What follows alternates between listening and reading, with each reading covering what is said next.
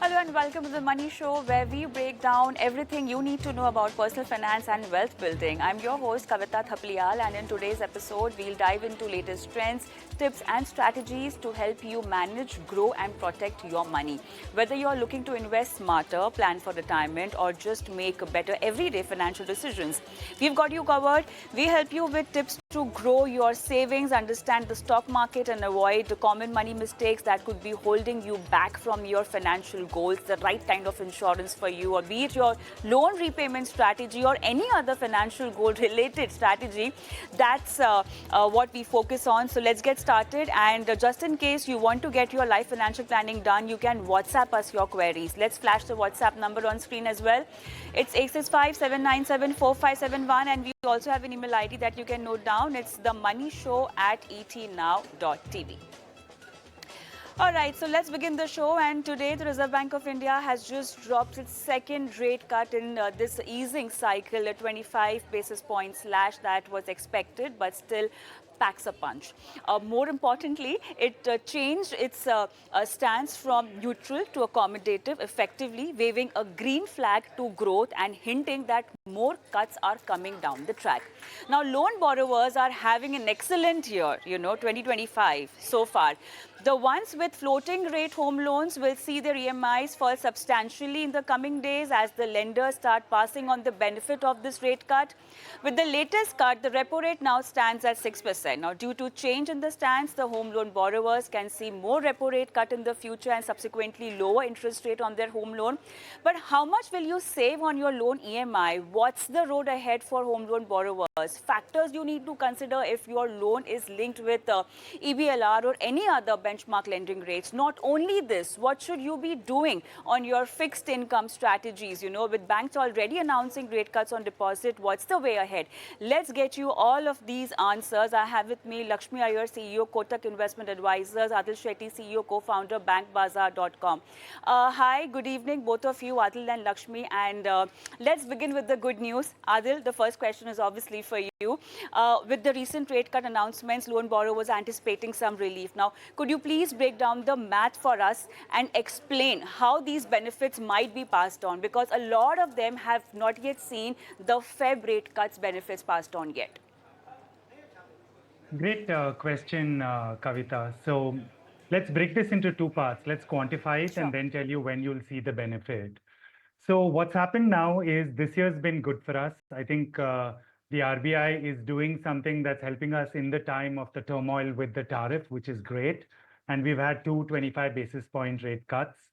Essentially, what this means, right, is that uh, you will save almost 15% in outgoing interest compared to where you were in January. Today, basis this 50-point rate cut, if you are on a 20-year home loan with 19 years left, right?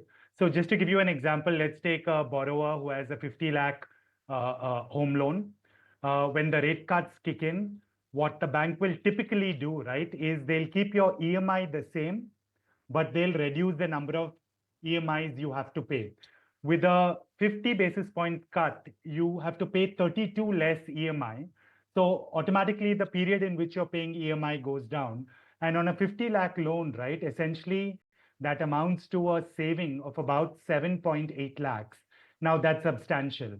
You're going to pay 7.8 lakhs less in interest outflow, EMI outflow because of this 50 basis point cut on your 50 lakh loan. However, right, you also have the choice of telling the bank that, hey, listen, don't reduce my tenor. I choose to reduce the EMI.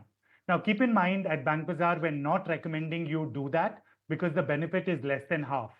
So what will happen is if you don't reduce your tenor, but you reduce your EMI, your saving in terms of interest outflow goes to 3.4 lakhs. So we're saying keep the EMI the same, reduce your tenor. But you asked me a very important question, when will you see the benefit? Now, a lot of borrowers like me who have a home loan, we get a EMI reset every month. So I will see this benefit in my May EMI. But there are lots of loans out there, even repo linked loans, wherein the reset happens once a quarter. So you might not see the benefit until your reset happens, and that reset might happen 3 months down. So your Feb benefit, right, might start kicking in only in April or in May. But don't worry about it. It's about to happen. It's a standardized cycle. But the people I want to talk to most importantly, right? 1 in 2 to 1 in 3 borrower is not on a repo linked loan in India today. You are still on an MCLR loan. For people like that, this is a very important stage. Repos going down, refinance and take a repo based loan, and you will benefit from it. One quick question over here. Since you said that refinance and go on the repo rate linked benchmark, I want to understand what's the process over here, because do you need to shift your bank? And if at all you are applying for or going for an EBLR rate right now, how much time would that take, to eventually the impact to be seen on your EMI? Because that again takes a 3 months time. You've already waited for a MCLR. Now you will wait for EBLR also. So in effect, it could be what, almost close to 9 months or even a year. So see, on the repo link loan, whether it's 3 month or 1 month, I think it's okay because this can cut both ways. When the cycle went up, you got reset once in 3 months. When the cycle comes down, the same thing happens. So I think that part is fine. But let's talk about shifting from an MCLR to a repo, because 1 in 2 to 1 in 3 borrowers is still on a MCLR, on a home loan. So the process is twofold. You can either talk to your existing bank and you can say that, hey, listen, I know repo is going down. And Kavita, keep in mind, this is a very important point. For the very first time in India, in many years, we are going to see new home loans at less than 8%. I'm obviously going to say that this is for people who have a good credit score. So that's why we always advise you at Bank Bazaar, have a credit score over 800. But for the very first time, right, the prevailing new loan rates, which are 8.25% today, they're going to dip below 8%. This has not happened in many years. So you can talk to your bank. You can say, I want to refinance. Your bank will charge you a processing fee, but the paperwork is very simple because they already hold your land documents. They've already done the valuation. It's a straightforward process. However, right, some people might find that they're getting the best deal with a different bank. Now, when you're applying with a different bank, the process is slightly more complicated. So you will need to pay a hypothecation fee to remortgage the property. There'll be a processing fee, and the process might take 2 weeks, right? Because they need to take all your documents, they need to do their own valuation, and they need to take a decision. So keep in mind 2 ways to do it. Talk to your existing bank, process will be fast. However, if a new bank is giving you the best rate, you can do it. It might take a few weeks, but if you're saving, right, especially we give you a benchmark. If the rate cut is higher than 50 basis points or 0.5%, it's definitely worth the effort. Definitely.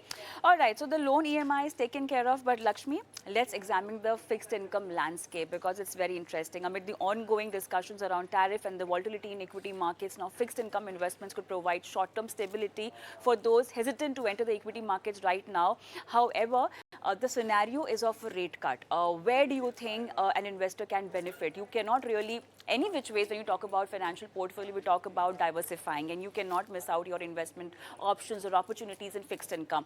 But then looking at the scenario right now, it becomes even more important to have that stability in your portfolio. How can one go about it?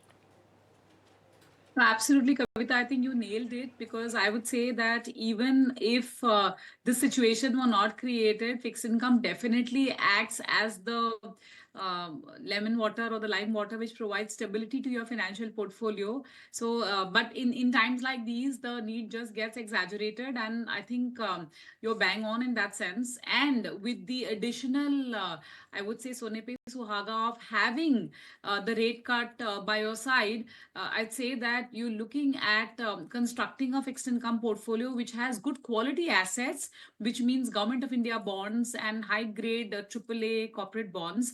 Create a portfolio like that with a duration of or a maturity of anywhere between 5 to 7 years. And I think that is good enough allocation for you to be able to ride this interest rate cycle, which we believe is going to be on the decline at least for the next 12 months.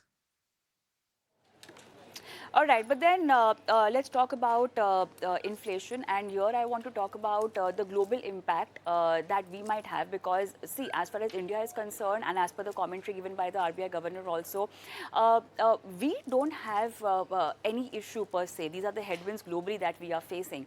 Now, having said that, I want you to highlight few red flags domestically if you see any coming up, and which might impact our fixed income strategies coming up ahead. So, Kavita, you spoke about inflation, and I'd like to highlight to the viewers that every 10 percentage point drop in crude oil prices impacts India's inflation or India's headline CPI favorably by 30 basis points. Now, that's a very big thing because crude oil prices have corrected by 14%. And as we speak, also crude is down almost 4.5%. And it is so important to highlight this point to the viewers because we are price takers of crude because India imports net crude oil, and two other countries apart from us which benefit is countries like Thailand and Philippines. So I'd say that the only red flag at this juncture to my mind is assuming food prices start shooting up, then some bit of the benefit that we got on account of lower crude oil prices that gets offset. But that also, if we hear the governor today and the trends that we are tracking, does not seem to be a very durable risk. It can probably, because of the heat wave in the country, etc., we could see some spike in food prices. So that is one risk clearly worth highlighting as a red flag to this bond story. And the second is if there is a massive devaluation exercise undertaken by China, then what will be the ramifications on all Asian currencies, including India? I think these are the two key things I would, definitely highlight as a red flag. But I think 7 or 8 on 10 stars seem to be aligned for a more durable and a structural bull markets for bonds. Uh, Adil, now considering the timing of the new financial year, where people often receive bonuses or salary hikes coupled with the beginning of rate cuts, many individuals find themselves with disposable income in their hand, particularly under the new tax regime where people have money in their hand. Okay, now how much focus should be placed on paying off existing debt, and how should one prioritize which debt to tackle first? Right. I wish I could say something that was fun, like, use your bonus and take a holiday. But no, I think the best thing to do with that bonus is prepay Yeah, your home loan, right? Or right, prepay right. the higher cost debt that you have. So you might have a personal loan, you might have a car loan, you might have a business loan, a credit card. We always say start from the most expensive debt first. So I think credit card would be the first one that you should prepay and make sure that your balance is paid off in full every month. There's a superpower actually to prepaying a home loan, and I'll just explain it. Now, home loan tends to be a 20-year loan, which is a long commitment. Even if you just pay 5% of your outstanding principal every year on a 20-year home loan, you pay it off in 12 years. Imagine 8 years less of prepayment on home loan EMI if you just pay 5%, prepay 5% of outstanding principal every year. So, unfortunately, the advice is if you have a large bonus, prepay your debt, start with the highest cost debt, but keep in mind, prepaying your home loan has a superpower. Paying your home loan has a superpower over there. Lakshmi, now let's talk about investment in fixed income, safety versus return. What would you recommend right now? And especially because a lot of our viewers also invest in fixed deposits, do you think is the last round of opportunity as far as good interest rate on fixed deposit is concerned? So, Kavita, I've been highlighting this on several occasions that reinvestment risk is the biggest risk today a retail investor is facing, which means that if you get to lock in at the current rates or maybe a couple of months back, whether it's in fixed income bearing instruments or in fixed deposits, I think it's the right thing to do even right now because we've just started seeing lenders cutting rates and also cutting down their live cost of liability basically. And every rate action, in this case it's a cut, typically takes about 2 to 3 quarters, about 6 to 9 months from a full on transmission basis. But the liabilities are the soonest to get cut. So I think that's something. And plus, let's not forget that Reserve Bank of India is now committed to keep liquidity in the positive territory, and that is a very, very big departure from the negative liquidity scenario, and therefore warranting higher rates. So I think both of them are set to change. Safety versus returns, I would say this is the market where you can probably secure some peace of mind with an assured rate of return with fixed deposits. And for the bulk of the portion, it is okay to take some market exposure of interest rates at the current juncture and have a 12 to 18-month horizon for this story to play out. Definitely, and try and just tick off that loan burden from your pocket as soon as possible. Thank you so much, both of you, for being on the show today and helping our viewers with all these strategies. Thank you. All right. If you like this video, then like, share and subscribe to ET Now.